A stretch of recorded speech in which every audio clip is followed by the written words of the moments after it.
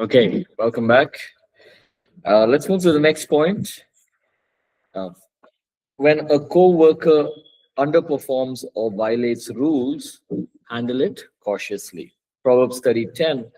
Don't blow the whistle on your fellow workers behind their backs. They'll accuse you of being underhanded, and then you'll be the guilty one. So, uh, see, when you talk about an organization, when you talk about even ministry, right? Performance is important. We can't say, okay, I can do all things through Christ who strengthens me and don't do anything. It doesn't work, right? Performance is important. You perform, God will bless it, God will open doors for you, right? All through Proverbs, we see that lazy hands brings no success, right? Lazy hands brings failure. Lazy hands brings poverty. So it's important to always have this vision, this goal that okay, personally I need to perform well, I need to do well in my work. And when we do that, we're glorifying God, right? Number one, that's because God has given you the job and you give it the best of your ability. But then there will be these awkward situations when you need to report people in your team.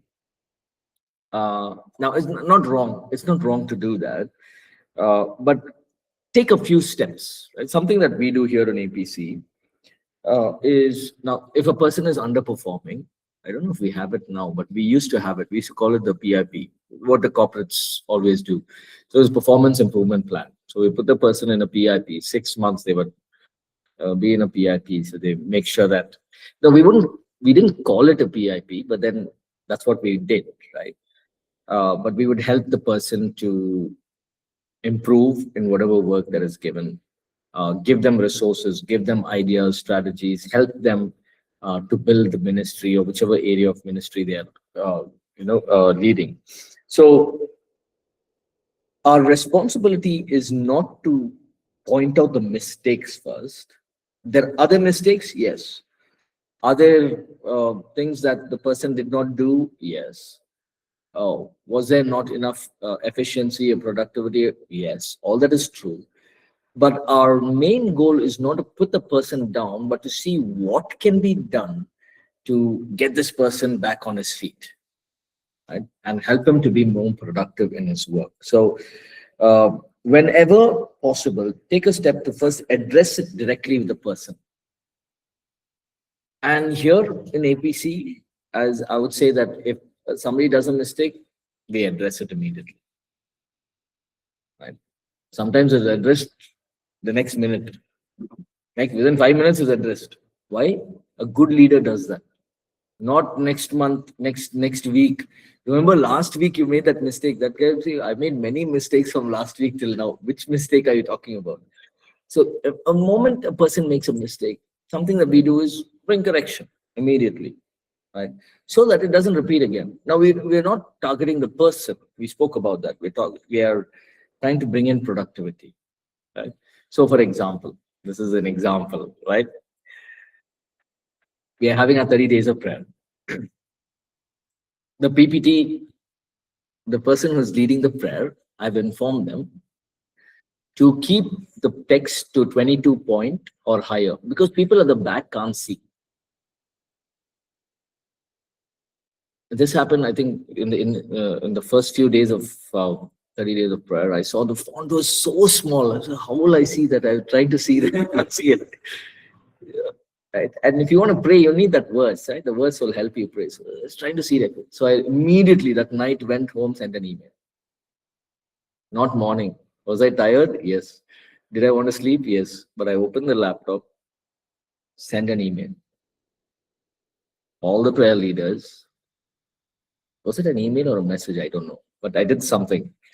And I said, make this the points to 22 point, the font size 22 point and more. Only then we can see. And yesterday, I also informed the ID team. So make sure that if the prayer leader sends a PPT and it is not that size, if it's not the protocol that we want, send it back to the prayer leader and make sure that they make the changes and send it back to us. Yesterday, the font was too small. It was not 22 point. Now, the whole prayer time, I'm getting, my mind is going all over the place. Was it yesterday? No, day before yesterday. Right?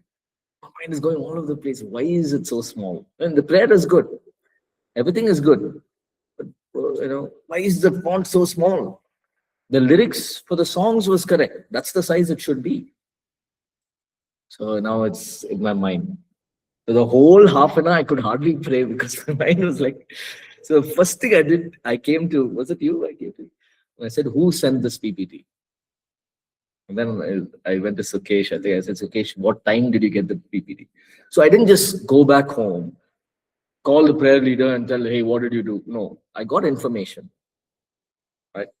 I got information. I said, okay, who sent the PPT? To what time did the PPT come? So I think Sukesh said it came at around 12:30 or 1 o'clock in the afternoon. So there was a lot of time. It's not a last minute work. So I sent an email. Right? I said, okay, this needs to change.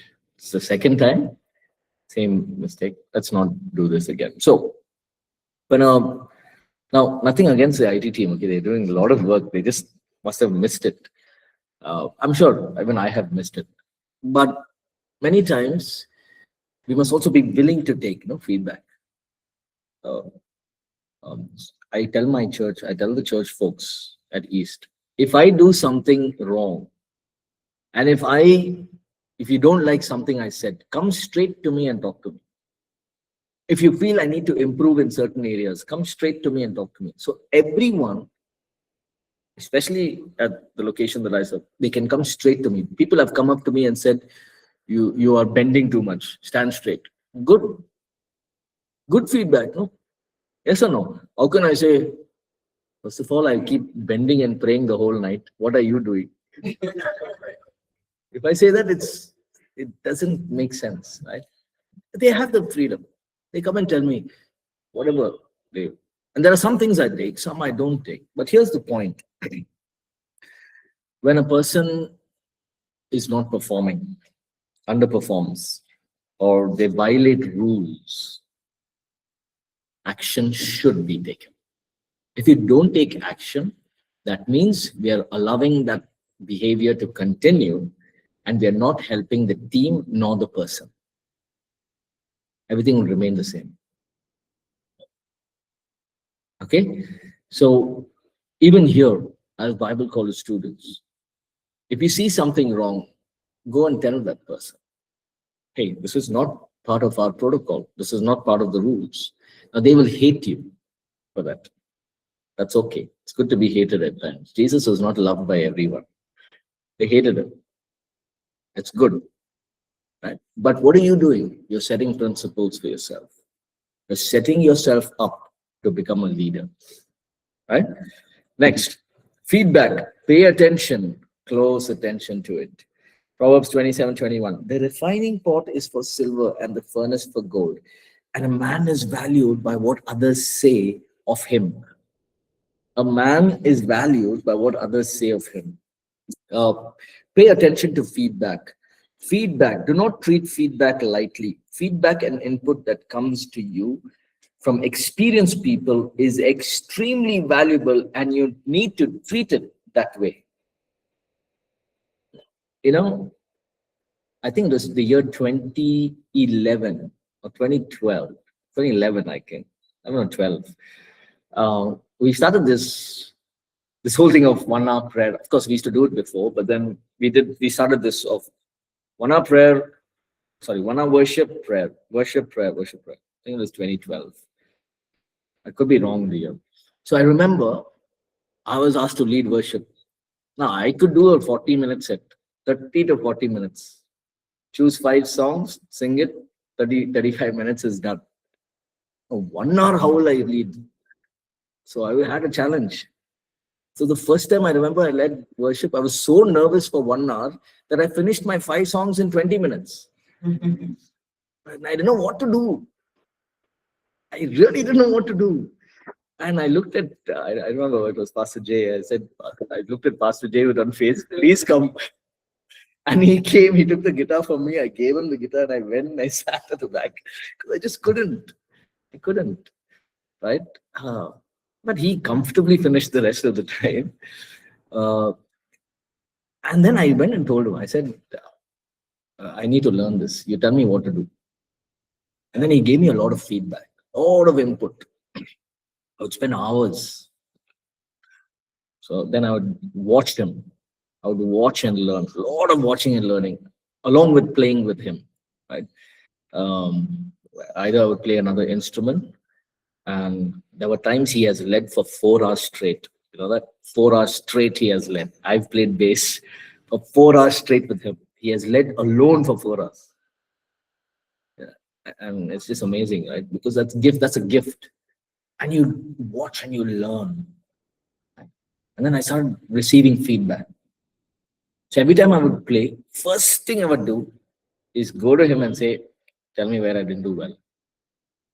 Say, "No, no, Paul, nice, nice. Everything was like, no, no, no. Tell me where I didn't do well. I know I didn't do well somewhere." And he would tell me. He'd say, "Okay, this part, this tagline or this exhortation could have done this way." And then "Okay, why don't you choose a topic? Let your songs focus on a certain topic. Don't go all around the bush, right? You try to choose a topic, and then you learn from that." Let me tell you something. Feedback from experienced people is very, very valuable. Take it, write it down, write it in your heart, use it, apply it in your life, and it's going to build you up. I can't tell you how many hours I've spent with. I've been trying. I try to get with, the pastors, just to sit and learn. Even now, I ask. We had our staff gathering here. During lunchtime, I saw the pastor was alone. Straight, I went to him and I started asking questions. Keep talking. Because what happens is you learn. I told him, "You tell me where I did wrong." "No, no, everything okay." "No, no, okay." "Tell me, I need to get better." Right? It's 15 years now. I still do that. Why? Because there's always room for improvement. Feedback is very important, right? Do not try to defend your shortcomings, but recognize areas for improvement, growth, and skill development, and work in those areas. Right? Always receive correction with a good attitude. How many of you have a good attitude? Okay, then after class, I'll give you some correction. Proverbs 12:1. Whoever loves instruction loves knowledge, but he who hates correction is stupid. Receiving correction with a good attitude and willing to change and work on making improvements. Don't shy away from those who administer correction in your life. That means you don't look at a person and say, "This fellow will tell me something that I did wrong, so better I go this way."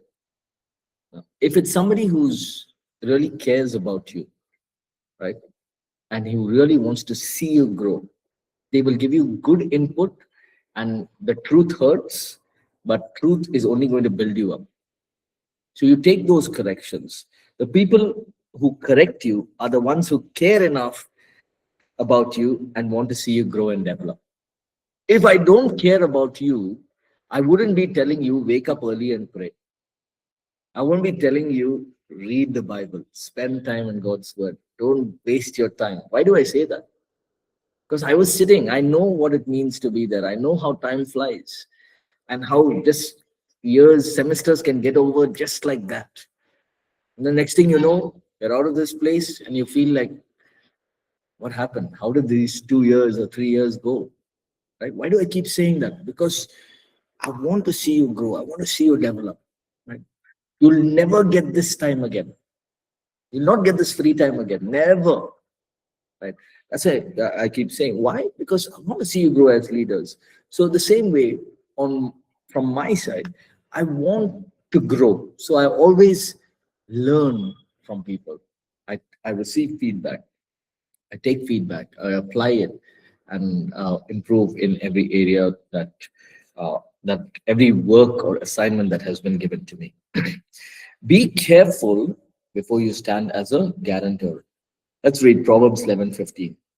He who is surety for a stranger will suffer, but one who hates being surety is secure.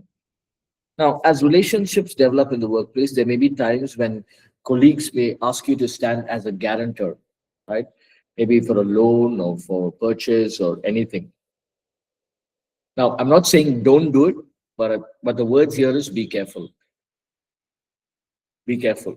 I can share a very sad story that happened many years ago, where one of our two good friends who built their relationship over many years, and this man wanted to go to the wanted to try a job in another country overseas, so he wanted to apply for a loan, and he didn't have any guarantee, right? He was staying in a rented house. So what he told his friend is, can I take the loan on your house?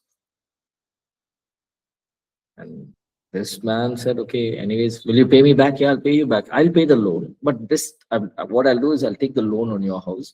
And when I go there, I'll get a job and I'll just send the money, whatever the loan amount is. This guy took the loan, took the money, absconded. So much so that if he didn't pay the loan, his house was gone. So now he had to also pay the EMIs, the monthly payments, and also make sure his house is safe. So he was paying for something which is not even his. We're not talking about 2 years, 3 years. We're talking about 20 years loan. He tried all his best, put a police complaint, nothing worked. It's a very sad story. So I'm not saying this will happen every time, but as much as possible, stay clear of all this. Right? Just avoid it. Stay away from these things, right? In terms of financial, legal things, especially if it's in the workplace, stay away from it. It's good to stay safe. Sometimes we may feel, what will the other person think? We're friends for 10 years. What will he think? Let him think, right? You're keeping your things safe. Right? You're keeping your life. You're protecting yourself. Say, hey, I can't do that. It's not wise for me to do this. It may affect your relationship, but at least you're being wise. Right? You're protecting your life. You're protecting your family. Then avoid astrologers, horoscopes, fortune tellers, and palm readers.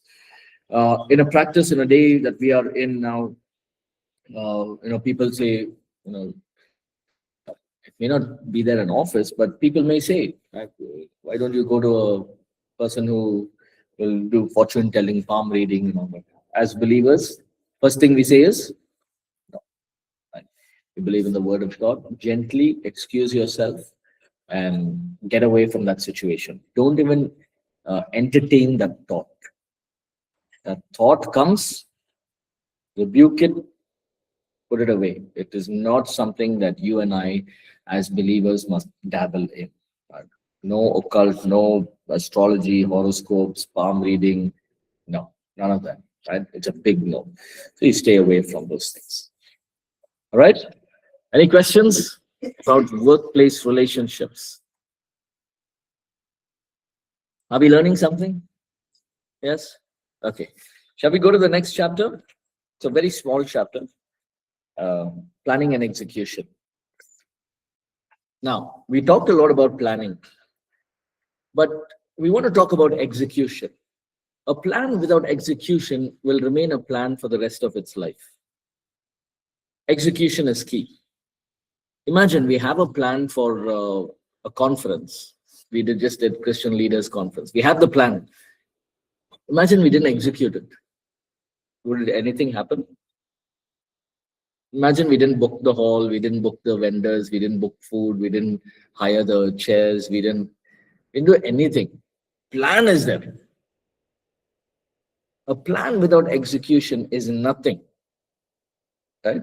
A great strategy, brilliant idea, technology and innovation is great, but without execution, it remains useless. So let's look at some scriptural insights on planning and strategizing. Right.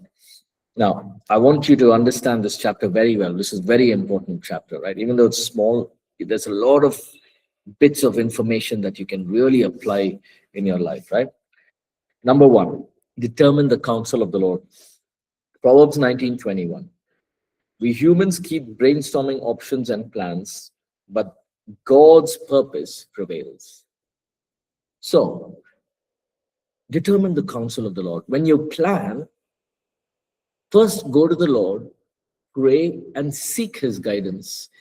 Right? So, for example, you want to do a conference. Right? Let's take from the ministry side, a conference. So now you need a topic, you need a plan, you need speakers, you need a strategy. How are you going to do this conference? Is it going to be a 1-day conference, 2 days conference? Is it going to be geared towards pastors? Is it going to be geared towards youth? Or is it for families, or both? What kind of topic? How are you going to promote this? It's a lot of things you have to plan, right? So before that, determine the counsel of the Lord, meaning pray and ask God, this is something I want to do. It's a conference in mind, and I want to prayerfully do this, Lord. Can you please give me the wisdom, give me a good team, give me the mind to plan it well. Lord, I need the right speakers, I need the right topics, I need your favor so that when I speak to other pastors, they will also be willing to send their people. And more than anything, this conference can be a blessing to people. Determine the counsel of the Lord. Just because we can do it, don't do it. For example, every year we've been doing Christian Leaders Conference. We do it every year, but we don't do it just because we have to do it. January CLC. No.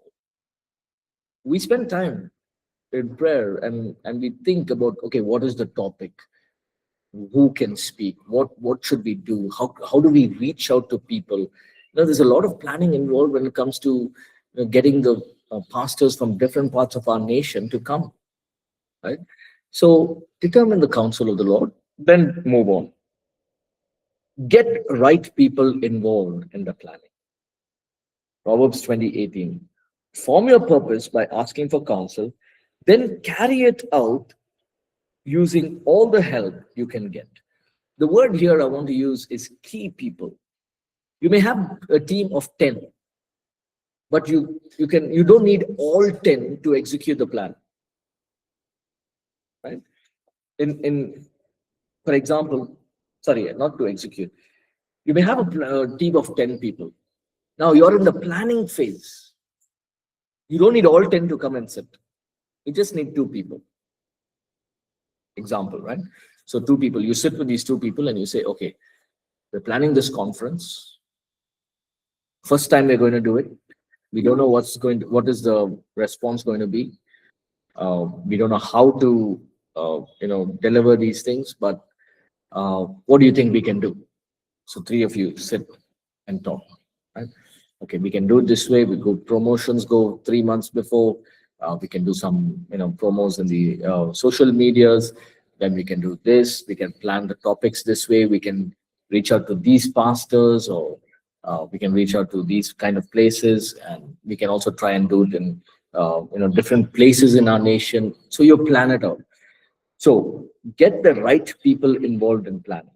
So for example, if somebody is 6 months in the organization, you don't need him to come and sit, because he's very new. He or she is very new, right? Let some tenure come in. Let them learn about the organization, about the culture, all that. And then you see them grow. You see them, okay, they're maturing. They're able to give some good input. They're not acting childish. They're acting more matured. They're able to, give godly counsel, godly wisdom. Even what they speak is of value. Then people will notice you, right? Share the plan, decimate relevant information. Eventually, this information needs to reach out to all the team members. So initially, have 2 or 3 people, your core team, plan out. Then you say, okay, if this is the plan, you roll it out. Roll it out meaning you tell everyone in the team, okay, media team, this has to be done. ID team, this has to be done. Other team, graphics, you have to do this. Vendors, you have to do this. Finance, accounting, you have to do this, right? So for example, let me share this example. This year in 2026, we are planning to do a lot of events in our locations as well, right? So if you see all these years, we were doing most of the events in a centralized location. People from all locations will come, and now we're trying to do it in each location, right? So I remember I got this thought. I thought about it, and we sat with pastor, and we were all discussing. Pastor and I, we were discussing, we were planning how to go about this. Should we do it? Should we not do it? Right? It shouldn't feel like we are, different. We are doing our own, and you are doing your own. Shouldn't feel that way, right? So we did a lot of thinking, a lot of discussion. I said, okay, let's do it because it's going to benefit the congregation, and all the congregations are growing. Uh, and also, if we do it in the centralized location, others from other location, our church congregation members are unable to come all the way. So we want to build them up. So let's try this. So this year is the first time we're trying this, right? In all these years, first time we're trying it. So we thought, okay, let's do it. But after I got the go ahead, I had to sit down and plan. What do I do? Okay, let's do these events. 1, 2, 3. First, I put down the events. I opened the APC calendar. Said, okay, the events shouldn't clash. Okay, so put the events down. These are the events. Now I need to get a date. So got the dates done. Then I need to get speakers for most of these events. Okay. Then I need to know the costing. I need a budget. I need to send for approval. So what does it cost? This hall, what does it cost? Food, tea and snacks, what does it cost? Everything. Put it on document. That itself took quite some time, right? I put everything on document and I sent it to the teams. So now, graphics team knows what to do. Media team knows what to do. Accounts team knows when to transfer the amount. The vendors know when to come. So events coordinator, he knows, okay, this date, okay, I have to make it ready. All I need to do is just give them a reminder maybe 2-3 days before. But the whole year, from January all the way to December, all events are confirmed. Right? Planning is done. Execution is important. Right? So get the right people when you are planning. Look ahead, preempt the unexpected. Proverbs 22:3. A prudent man foresees evil and hides himself, but the simple pass on and are punished. A prudent man foresees, envisions. Part of the planning process is to be preemptive, right? So even as we planned this, I remember I said, okay, preemptive. It's not our own space. So I need to think, okay, what if this place is not available on the day that we have booked? I need to find another venue. So then what I did is I found out another venue very close by. We can also do that. That's an option B. Okay. What if, we do about 2 weeks of, outreaches for all the events that we're doing. Anyway, we're doing an event. We might as well do outreach, right? So being preemptive, okay. So every event we will have invites. We make it available in church and also do outreaches, right? So being preemptive is to foresee way ahead in time, right? Now we can anticipate potential threats and challenges to the execution of the plan. Being prepared with a course of event that will keep the momentum going. Right? Now, in this setting, there's no, threat as such, right? But there could be disturbances in the sense the venue is not available. Suddenly the vendors say, I'm not available. Then we need to have a plan B. We need to have a plan B. So you think that way, right? Some seasons are more intense than others. Proverbs 10:5, he who gathers in summer is a wise son. He who sleeps in harvest is a son who causes shame. So there will be seasons when work is hard, continuous, vigorous. You just have no time. You've got to deliver. You have to deliver, right? There's no excuse. You have to deliver. And those seasons, stay strong. Don't give up, right? believe in the harvest, execute your plans, envision, right? Believe in yourself, believe in your team, keep moving on, right? Because those intense seasons will eventually die out and things will go back to normal. Execution can be messy and disruptive. Proverbs 14:4. Where no oxen are, the trough is clean, but much increase comes by the strength of an ox. Now, when you have oxen, when you have oxen and are working the fields, the trough, or it's called the trough, can get messy, right? Meaning, now, see, if you see the oxen, they have those hooves, they put the yoke and then it digs out the sand. Now, that can be messy. During execution, other things tend to take on low priority because you have set your sights on specific goals. Other things get stacked up on the low priority. Other unimportant things get disrupted because time that was usually spent on these is now allocated for a specified goal.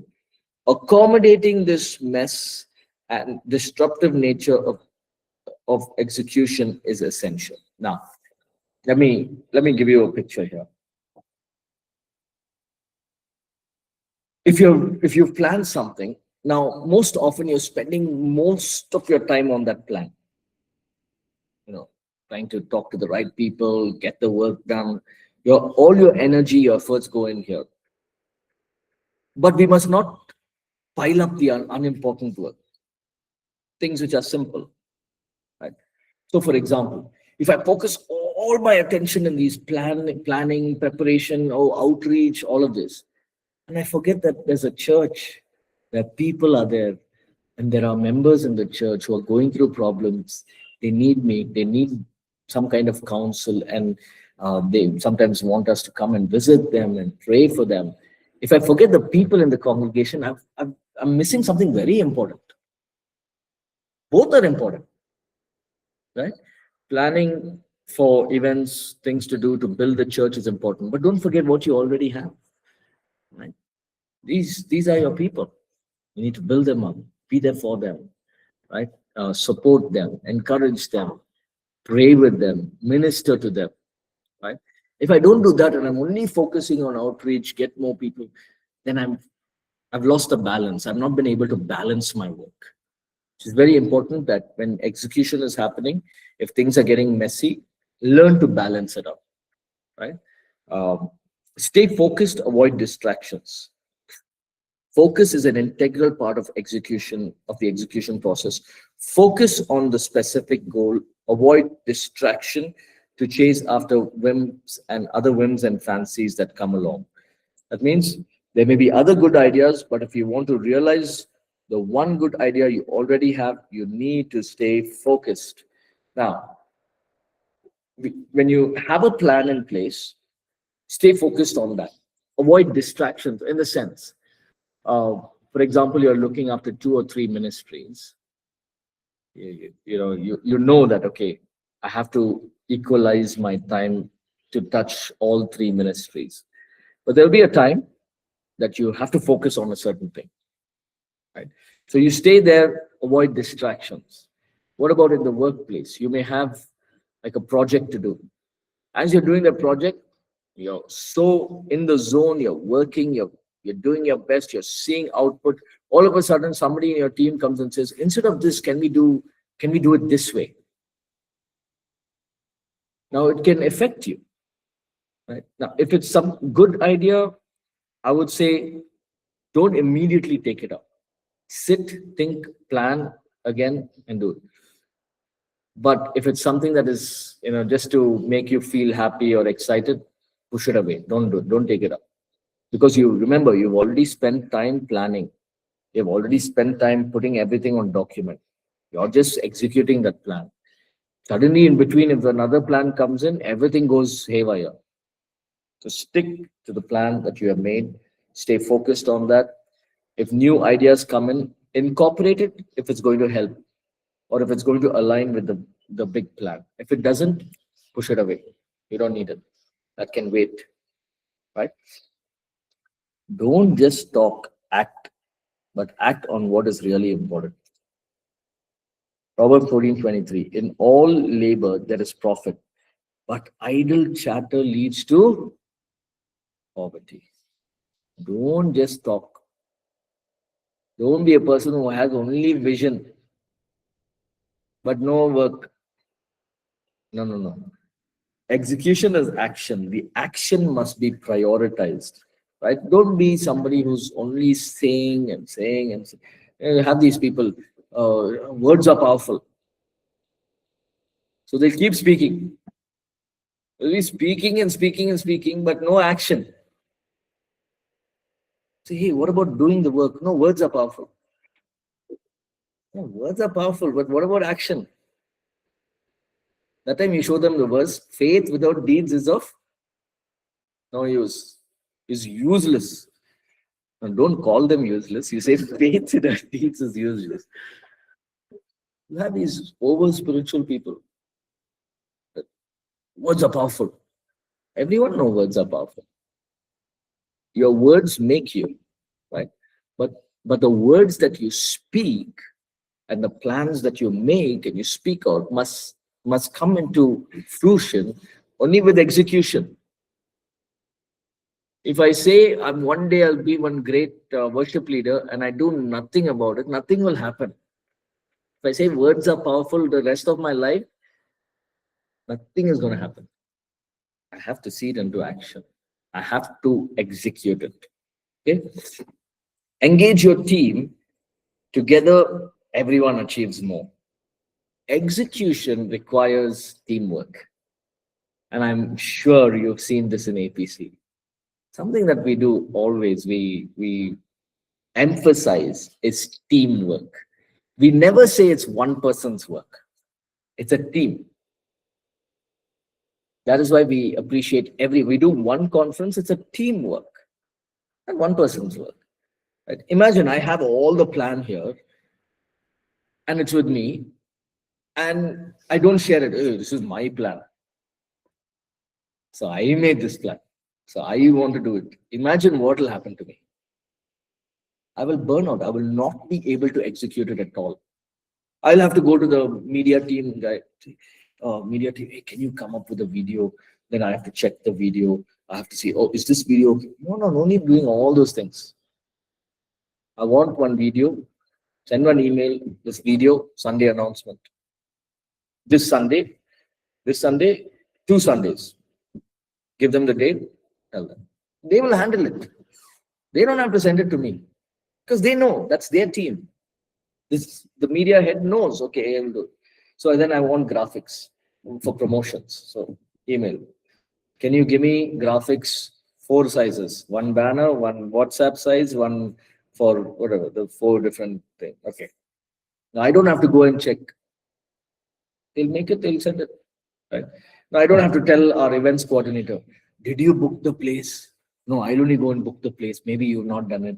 No, I don't have to do it. Once this email is sent, they will go and do it. Did you book the food? So whole day, did you book tea?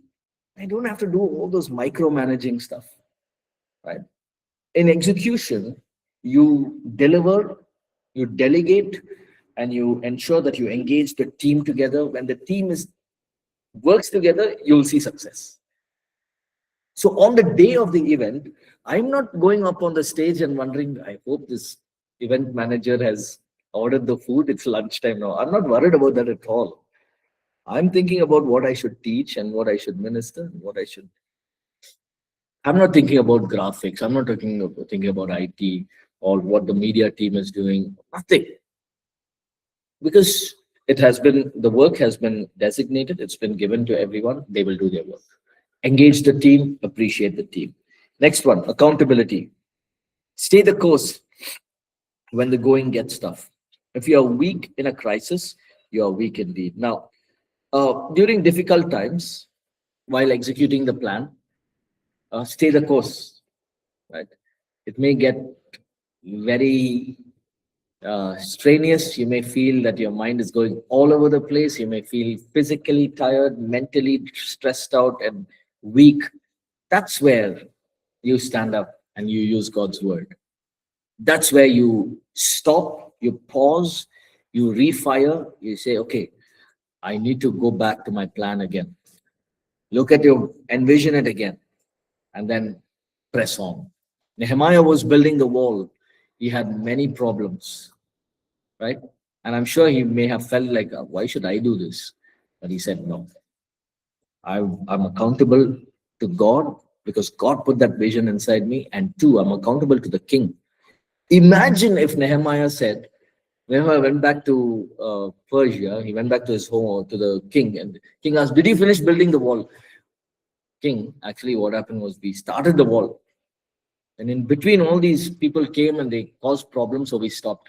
So, what you were doing all this while?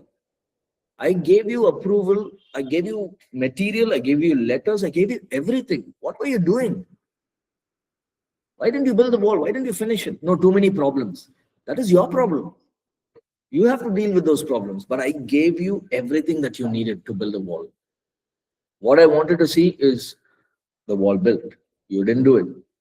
You think Nehemiah would have been appreciated for that?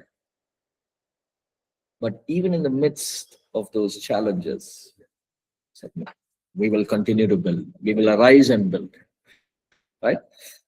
So having a mutual accountability is very important. Some lessons learned are more valuable than the profit gained. The process of execution is a great teacher. As you are learning, as you are implementing and executing the project that you are in, that lessons that you learn is your greatest teacher. It could be as simple as how to stand and talk in front of 5 people. It could be as simple as preparing a PowerPoint presentation. It could be simple as the words that you speak, right? How to, or it could be something as simple as talking about, how to execute plans. You're doing a presentation, very simple. Or how you greet people in your team. All these are learnings. It's okay to make mistakes, but this uh, execution process is your greatest teacher. This 3 years or 2 years at Bible College is your greatest teacher. You will learn a lot, right? And when you go out from here and you start your ministry or you go to work, everything that you learn here will come to your heart.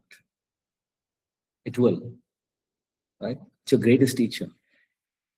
When I graduated from Bible College, so before graduating, I was in second year. I think a couple of months before I graduated, I was already teaching the first year. Right, so I finished my class. I would come and I would teach the first year students, and it was very different. I mean, you can preach. Preaching is easy, but you can. But teaching is a different story altogether. So I realized, I can't speak like what those days it was 1 hour class, right? So 1 hour of teaching, it's not easy. So I knew I had to prepare. That became my greatest teacher. Preparing, because I learned that I can't just say whatever I want to say. I have to learn how to teach. You develop these skills, right? So these lessons learned are very valuable. Put it and apply it in your heart. Above all else, last point, let God be in charge. Proverbs 16:3, put God in charge of your work, then what you've planned will take place. When you and I put God in charge, you're in the best place. The safest place to be is in the will of God. Put God in charge, right? God, this is my work. I'm giving it to you. Help me to be successful.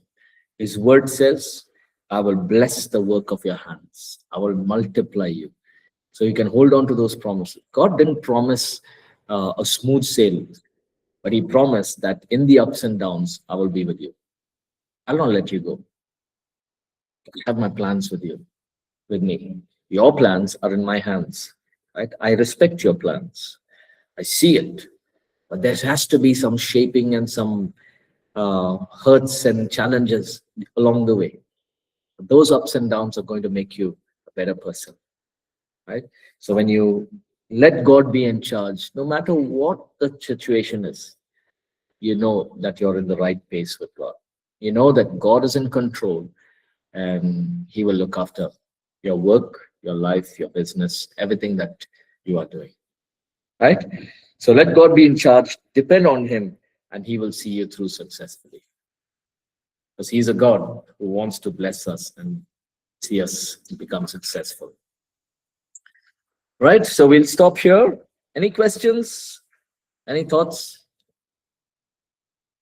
If you've made your plans, prayerfully decide, right, when to begin the execution. Don't be in a hurry to start the execution. Think about it. Prayerfully think, okay, God, when is the right time? You lead me and help me to execute this plan. But always don't be in a passive mode. Be in an active mode. Right? Meaning, this is the vision.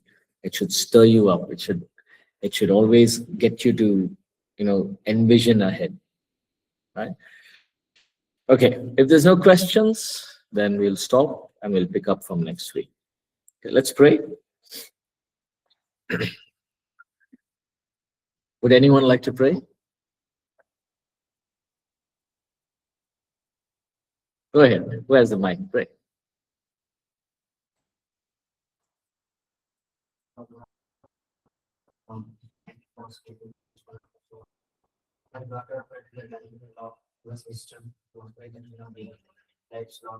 Whatever we have speak of it, right? Or I believe and I pray, Lord, and it's not that as your teaching is wonderful. I also pray that whatever the plans that we are going to take, Lord, you will help us to keep as insights in the things that we have seen. And help us to grow more and more and help us to grow useful for you and for these students. Thank you for this day and for this submitting the day. Amen. Amen. All right. Thank you, everyone. Thank you to those who are online. See you next week. Thank you, sir.